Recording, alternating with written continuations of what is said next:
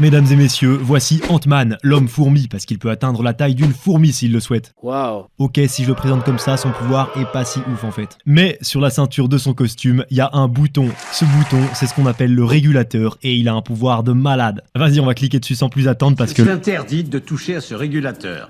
Si le régulateur ne remplit plus son rôle, tu seras réduit à l'échelle subatomique. Je comprends pas. Tu seras projeté dans un champ quantique. Je comprends pas. A few moments later.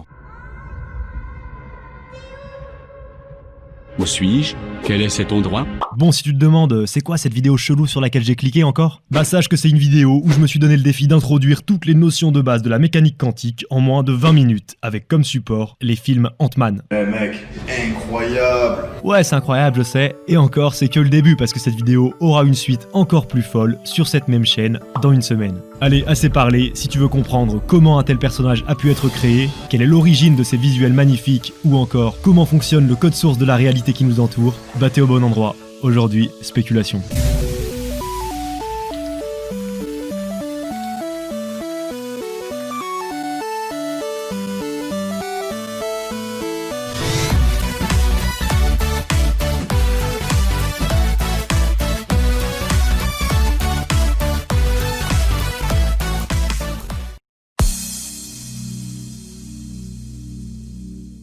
Dans le film, à partir du moment où Ant-Man passe l'échelle de l'atome, il semble projeté dans une toute autre réalité, complètement différente de la nôtre. Mais est-ce que c'est vrai? Est-ce que selon l'échelle qu'on observe, on a bien en quelque sorte plusieurs réalités bien distinctes? Eh bien oui, en effet, en exagérant les frontières, bah toi, moi ou encore Scott Lang, les lois qui régissent ce qui nous entoure, c'est les lois de la physique dite classique. Mais ensuite, si on s'intéresse à tout ce qui va très vite au point de se frotter à la vitesse de la lumière, du genre Flash ou Faucon Millenium, bah on sera alors dans le cadre de la physique relativiste. Et enfin, si on s'intéresse à ce qui est tout petit, ce qui compose la matière à l'échelle moléculaire, atomique et même inférieure, on sera dans le cadre des lois de la physique quantique. Et c'est bien ça qui va nous intéresser aujourd'hui, ce qui est petit. Mais non, Jamie, pourquoi c'est pas visible à l'œil nu?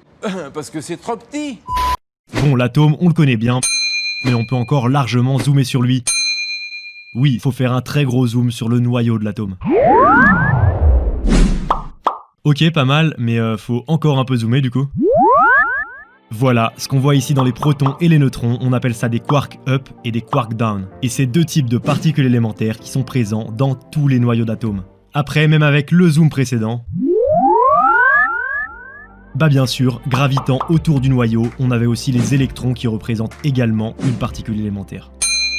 Si t'as bien compté, ça en fait déjà 3 des particules élémentaires, mais en réalité, il y en a 17 avec la découverte du petit dernier en date, à savoir le boson de Higgs. Je suis grand et petit comme le boson de Higgs.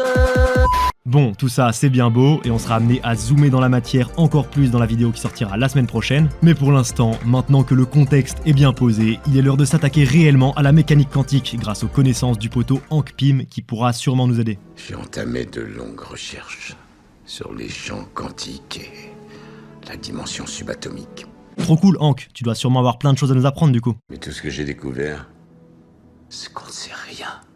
Wesh Hank, abuse pas. Certes, il reste encore beaucoup de zones d'ombre, mais c'est une notion qui existe depuis moins de 100 ans, et à force, on commence à en connaître pas mal sur le sujet. Et le plus fou, c'est surtout que tout ce qu'on connaît et qui est prouvé, bah c'est vérifié expérimentalement avec des précisions démentielles. On parle de dizaines de chiffres après la virgule. Aucune autre science effleure cette précision. Après, j'avoue, les notions de mécanique quantique, elles sont parfois très dures à vulgariser. Conséquence, j'ai pas mal galéré pour écrire cette vidéo en restant juste, sans faire trop complexe. Du coup, avant qu'on rentre ensemble dans le concret du monde quantique, faut bien comprendre que les films Ant-Man, c'est juste mes supports pour faire comprendre des choses. Bien sûr que ces films sont atroces niveau science, mais certains vulgarisent avec des maquettes, d'autres vulgarisent avec des objets insolites, moi je vulgarise avec des films. Faut le savoir, bien souvent, l'imaginaire de la science-fiction est basé sur de la vraie science, et c'est pour ça qu'une émission comme Spéculation est intéressante, pour faire le chemin inverse justement. Bien sûr, Ant-Man ne déroge pas à cette règle, et ils ont même travaillé avec des consultants scientifiques pour les aider sur le film. I find this interesting that I have an opportunity as a consultant for the movie to introduce the public to some really cutting edge and kind of like sci-fi sounding ideas that are part of physics right now. Mais attention, la science leur a pas permis de construire construire un film cohérent scientifiquement. Ici, elle aura surtout servi d'inspiration pour les effets spéciaux, puisque les chargés de VFX ont travaillé pour représenter ce qui est décrit dans les théories quantiques. Oui, c'est comme ça qu'ils ont construit les magnifiques visuels du monde quantique, et c'est aussi comme ça qu'ils ont tiré leurs inspirations pour les visuels du personnage de Ghost, la méchante plutôt badass dans Ant-Man 2. Mais alors comment on passe de la mécanique quantique à ce personnage? Donnez-moi 5 minutes, vous allez comprendre. On commence l'histoire par une expérience, une des plus connues de la physique que certains sont même amenés à faire au lycée. Je sais pas si les visuels vous disent quelque chose, mais ça s'appelle l'expérience des fentes Young. Wow. En gros, dans cette expérience, on se rend compte qu'en projetant de la lumière sur un écran à travers deux fentes, on observe ceci sur l'écran, ce qu'on appelle des figures d'interférence. Ok, donc avec de la lumière qui, je vous le rappelle, est constituée de photons, une des particules élémentaires, on observe ce motif a priori étrange. Mais alors pour l'expérience, si au lieu des photons, on décide de prendre une autre particule élémentaire, par exemple des électrons, il se passe quoi? Bien sûr, cette autre expérience a été faite, on remplace donc notre laser par un canon à électrons, et qu'est-ce qu'on observe cette fois-ci sur l'écran? On observe encore une fois ces mêmes figures d'interférence. Wow. Et le truc de fou, c'est que même si t'envoies les électrons un par un depuis ton canon, du coup aucun électron envoyé peut influencer le comportement du suivant, à la toute fin d'expérience, les électrons formeront toujours ce même motif. Comme si quelque chose contraignait les particules à se cantonner à certaines zones de l'écran, comme par magie quoi. Wingardium Leviosa. Sauf qu'il n'y a pas de magie là-dedans. Ce qu'il faut savoir, c'est que les figures d'interférence observées sur les écrans, c'est des observations caractéristiques des ondes en physique. Mais pourtant, on a bien dit que ce qu'on envoyait sur l'écran, c'était des particules, le photon et l'électron, qu'on sait d'ailleurs représenter comme ponctuels. Ok, ondes, particules, c'est quoi le délire là? Reprenons. Quand on projette une seule particule sur l'écran et qu'on décide d'observer l'écran, on remarque bien une particule localisée, ponctuelle, pas de trace d'une onde. Sauf que cette particule, comme on l'a vu, elle sera forcément localisée dans une des zones d'interférence. Pourquoi ça? Parce que ce qu'on voit pas et ce qui se passe pourtant, c'est que quand la particule se dirige vers l'écran, elle a le comportement d'une onde qui se propage. Donc, face à la double fente, elle agit comme le ferait une onde, ce qui explique au final les figures d'interférence observées sur l'écran. Ok, d'accord. Conclusion, nos particules, est-ce qu'elles sont ponctuelles et ultra localisées ou est-ce que c'est des ondes qui se propagent? Les deux, j'ai envie de te dire. C'est ce qu'on appelle la dualité onde-corpuscule. Ah oui, rugby. En gros, tu peux imaginer que les particules, elles font leur vie comme des ondes, tranquilles, mais dès que tu viens les observer, bam, elles paniquent, elles deviennent ponctuelles. On me voit, on me voit plus. On me voit, on me voit plus. On me voit plus, on me voit. Super. Et la grosse conséquence de tout ça, c'est que maintenant, pour parler de cette physique des particules, on va devoir faire intervenir des probabilités. Oui, le hasard. C'est d'ailleurs ce qu'on essaye de nous faire comprendre dans Ant-Man avec ce genre de phrase. Vous n'avez que 2 heures. Les champs de probabilité rebasculeront après ça et cet alignement ne se reproduira plus avant au moins un siècle. Ok. Le truc qui fait intervenir le hasard, c'est que pour représenter l'état d'une particule à l'instant T, on a besoin de quelque chose qui s'appelle la fonction d'onde. Et je vous le dis direct, cette fonction d'onde, elle n'existe pas réellement, elle n'a pas vraiment de sens physique, c'est plus un outil mathématique. Outil qui pourra entre autres nous servir à construire ce qu'on appelle une fonction de répartition des probabilités. Perfect. En fait, cette fonction de répartition qu'on a construite, elle va tout simplement nous aider à trouver la position de notre particule ponctuelle. Plus précisément, elle va nous donner la probabilité qu'on a de trouver la particule à tel ou tel endroit si on est amené à faire une mesure. Genre pour cet exemple, la particule, on aurait 10% de chance de la trouver ici ou là, 20% de chance pour ces zones et 40% pour celle-là. Pour info, ce type de courbe de répartition, on peut la retrouver dans l'expérience de tout à l'heure assez facilement. Perfect. Maintenant, si on veut rendre plus juste la représentation, faudrait bien sûr passer à un environnement en 3D, puisque l'espace est en 3D, puis utiliser une fonction de répartition adaptée à ce nouveau décor, et enfin prendre en compte le temps qui passe pour voir les fluctuations de la fonction d'onde. Alors oui, faut le savoir, mais l'outil qui nous permet de décrire l'évolution de l'état d'une particule au cours du temps, c'est ce qu'on appelle l'équation de Schrödinger. Oui, la fameuse équation. T'inquiète, on va bientôt reparler de Ant-Man et de Ghost, tout ça. Allez, play. Mais bon, je le répète encore, représenter ça comme ça, déjà bien sûr, vu mes skills de graphiste, ça vaut rien. Mais aussi c'est un peu paradoxal étant donné qu'au final on représente juste des outils mathématiques, parce que je le répète, nous, quand on effectue une mesure et qu'on observe le résultat, oubliez la fonction d'onde, on observe juste une particule ponctuelle. Wingardium Leviosa. Là, normalement, avec tous les disclaimers que j'ai fait jusqu'ici, tu ressens qu'il y a un peu un problème dans la volonté d'interpréter la mécanique quantique. Genre, je fais que dire faut le comprendre comme ça, mais en vrai, c'est pas vraiment comme ça. D'ailleurs, c'est pas étonnant tous ces problèmes, parce que dans l'histoire, au moment où ils ont découvert ces choses un peu mystérieuses, mais vérifiées expérimentalement, t'imagines bien qu'il y a eu plein de débats au sujet de leur interprétation à ces résultats. Et une des approches les plus connues, c'est ce qu'on appelle l'interprétation de Copenhague. Qui, elle, considère justement que la notion d'état quantique, donc ce qu'on représente avec la fonction d'onde, faut pas vraiment la considérer comme un élément de réalité, mais plutôt comme comme un intermédiaire de calcul utile pour prévoir les mesures. Bref, fin de cette énorme parenthèse, on va revenir au personnage de Ghost, fort de tout ce qu'on a appris, t'inquiète même pas. Mais avant ça, il y a un dernier point sur lequel on doit s'arrêter. Ce dernier point, c'est celui-ci. En mécanique quantique, les particules peuvent être à plusieurs endroits à la fois. C'est vrai, c'est une image qu'on entend souvent quand on parle de mécanique quantique, mais qu'est-ce que ça veut dire exactement?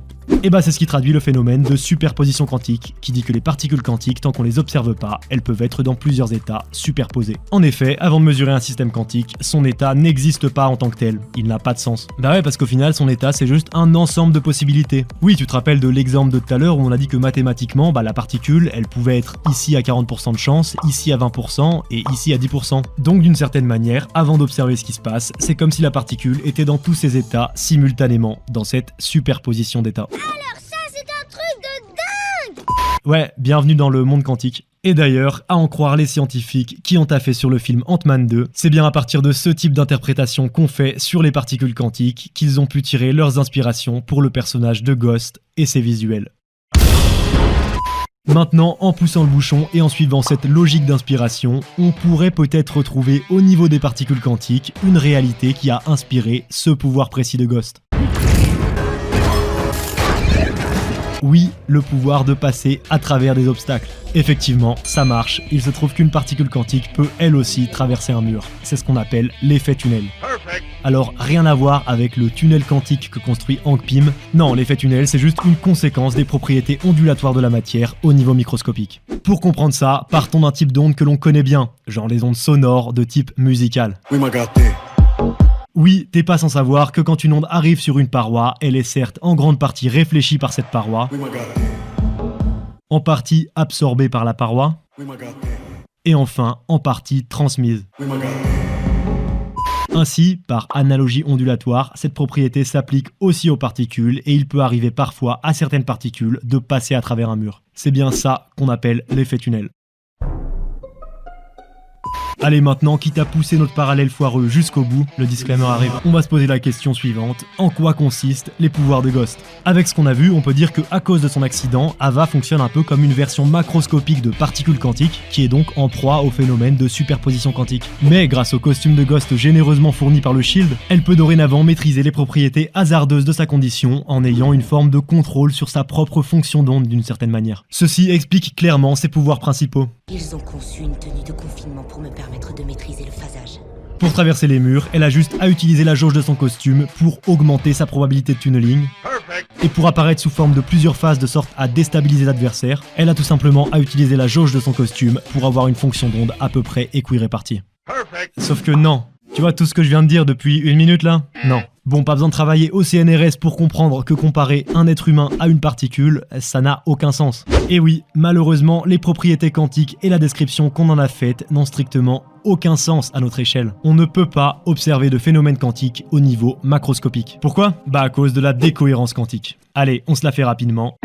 Faut savoir que pour étudier une particule quantique et ses propriétés, on doit se placer dans des conditions extrêmes, de type espace vide, milieu très froid, très sombre. Et dans ces conditions précises, on retrouve bien des propriétés quantiques sur la particule, comme la superposition d'états par exemple. Mais quand on quitte cet état, genre quand d'autres particules viennent interagir, quand on chauffe l'environnement ou qu'on vient l'éclairer, bah notre particule, elle vient perdre ses propriétés quantiques, et ce, hyper rapidement, genre au bout de quelques nanosecondes. On appelle ça le temps de décohérence. Conséquence, à notre échelle, où on est entouré d'atomes, de lumière, de chaleur, l'environnement dans lequel on évolue fait qu'aucun phénomène quantique n'y est possible. D'ailleurs, heureusement que ces principes ne s'appliquent pas à taille humaine, ça n'a pas forcément l'air d'être l'enjaille d'avoir ce type de pouvoir. Devoir sentir la moindre de vos cellules se pulvériser et se recomposer aussi vite à chaque instant de votre vie. Ok. Conclusion, oui, les principes de base de la mécanique quantique ont inspiré les effets spéciaux de ce personnage, mais ça s'arrête là. La mécanique quantique ne s'applique pas à notre échelle. Peu de chance pour toi donc que ton corps subisse un effet tunnel le jour où tu fonceras dans un mur. Wingardium Leviosa. Sur ce, rangez donc vos médecines quantiques et vos psychologies quantiques, et on passe à la suite. Dans Ant-Man 2, au-delà des prouesses du personnage de Ghost, on observe surtout un autre enjeu important. Cet autre enjeu, c'est celui de retrouver Janet qui est perdue dans le monde quantique. Yes, je vous rappelle le contexte. Janet, après s'être sacrifiée il y a plusieurs dizaines d'années, s'est retrouvée coincée dans la réalité quantique, lieu duquel il est impossible de revenir d'après Hank Pym. Enfin ça, c'est ce qu'il croyait jusqu'à ce qu'un certain Scott Lang, le nouveau Ant-Man, réussisse cette prouesse à la fin du premier film. C'est ainsi qu'Hank Pym se met à y croire à nouveau et décide qu'il serait bien temps d'aller chercher sa femme dans le monde quantique plus de 20 ans après. Et pour mener à bien cette mission et revenir avec sa femme, Hank cherche à la localiser précisément afin d'aller la retrouver dans ce bordel qu'est le monde quantique. Chérie, où est-ce que tu te trouves? Dis-nous comment te rejoindre. C'est à ce point précis que tu dois me retrouver. Ce genre de démarche pour retrouver quelqu'un, de localiser sa position et d'aller à l'endroit indiqué pour le retrouver, ça marche très bien dans notre monde, pas de souci. Sauf que dans le monde quantique, il n'y a pas vraiment de Google Maps qui te permet d'aller à un endroit précis, de trouver ta particule et de connaître à 100% son état instantanément. C'est d'ailleurs tout le problème du monde quantique, qui est beaucoup moins déterministe que notre monde. Bah ouais, dans notre monde, si tu connais bien ton système à un instant T, tu peux largement prévoir l'évolution de ce système. On a de belles équations pour ça. Par exemple, ici je pourrais largement connaître à quel endroit et à quelle vitesse ce ballon va finir. Et là si on repasse au monde quantique, vous allez me dire que si justement tout à l'heure on a parlé d'une certaine fonction d'onde qui décrivait l'état d'une particule à un instant T, et d'une certaine équation de Schrödinger qui elle permettait justement de décrire l'évolution de cet état au cours du temps. C'est vrai, sauf que je vous ai mal décrit ce qu'on appelle l'état d'une particule, qui en réalité comprend pas que la position, mais bien plusieurs paramètres pour le décrire. Et dans ces paramètres, on a ce qu'on appelle des observables. C'est là qu'on va retrouver entre autres la position et la vitesse de la particule, les deux observables qui vont nous intéresser nous. Moi, dans mes exemples jusqu'ici, j'illustrais tout avec la position de la particule, puisque j'utilisais des fonctions d'onde associées à la position, qui permettaient donc de trouver où était notre particule. Mais, de la même manière qu'il y a une fonction d'onde pour la position qui permettra de connaître la position probable de la particule, il y aura aussi une fonction d'onde de la vitesse, qui est différente et qui, elle, permettra d'avoir des informations sur la vitesse de la particule. Et le vrai problème de ces deux grandeurs, vitesse et position, bah c'est qu'en mécanique quantique, plus t'en connais une précisément, moins tu connais l'autre. Ceci nous permet d'introduire furtivement un autre concept essentiel en mécanique quantique. Say my name. T'as capté, ceci est une blague pour te signaler qu'on introduit ici le principe d'incertitude d'Heisenberg. You're goddamn right.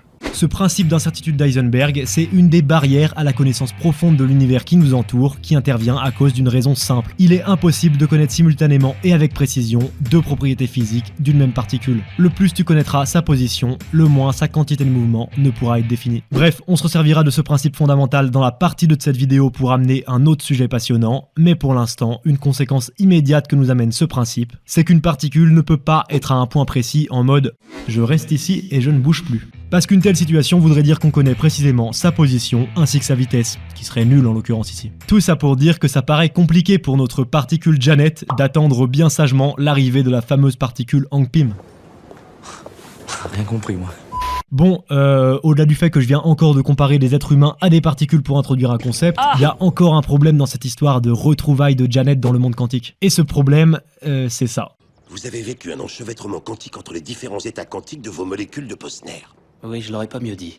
Yes, le pitch du film, c'est qu'au moment où Scott est descendu à l'échelle quantique à la fin de Ant-Man 1, son cerveau a subi une intrication quantique avec celui de Janet. Phénomène qui est d'ailleurs illustré avec ce petit détail visuel assez cool. Oui, l'ombre qu'on voit au moment de la descente, c'est bien le personnage de Janet. Bon, tel qu'expliqué dans le film, étonnamment, ça n'a aucun sens, mais est-ce que, au moins, ce terme, intrication quantique, en lui-même, il a un sens ou pas? Eh bien oui, l'intrication quantique de deux particules, ça existe bien, et ça permet effectivement à deux particules éloignées dans l'espace d'avoir une influence mutuelle l'une sur l'autre. Mais attention, rien à voir avec une sorte de télépathie un peu mystique, comme ce qui nous est montré dans le film. Non, pour faire court, pour comprendre l'intrication quantique, faut se dire que t'as deux particules, avec chacune leur fonction d'onde, qui ont été amenées à se croiser et à interagir. Et à partir de ce moment-là, il se trouve que leurs fonctions d'onde peuvent se lier, de sorte à ce qu'il n'y en ait plus qu'une qui décrive simultanément les deux particules. Et le truc de fou avec cette propriété, c'est qu'à partir du moment où il y a eu intrication, la mesure d'une propriété sur une de ces deux particules va automatiquement conditionner et figer un résultat d'observation pour cette même propriété sur l'autre particule. Et ce bien sûr, quelle que soit la distance qui les sépare au moment de la mesure. Bon, là je vous ai fait la version vraiment short, donc je vous laisserai, au même titre que toutes les autres notions introduites aujourd'hui, développer davantage de votre côté si votre curiosité a été titillée. Sur ce, il est l'heure de conclure. Morale de la vidéo du jour, ce film c'est un 0 pointé scientifiquement, mais avec le vocabulaire qu'il introduit et ses visuels, on aura quand même réussi de 1 à rétablir des vérités sur certaines notions qui y sont présentées, de 2 à en faire le support d'une vidéo d'introduction à la mécanique quantique, et de 3 à poser les bases pour la partie 2 de cette vidéo qui arrive dans une semaine. Allez, mettez la cloche, venez sur Insta, Twitter, venez sur Discord, Gotabor out.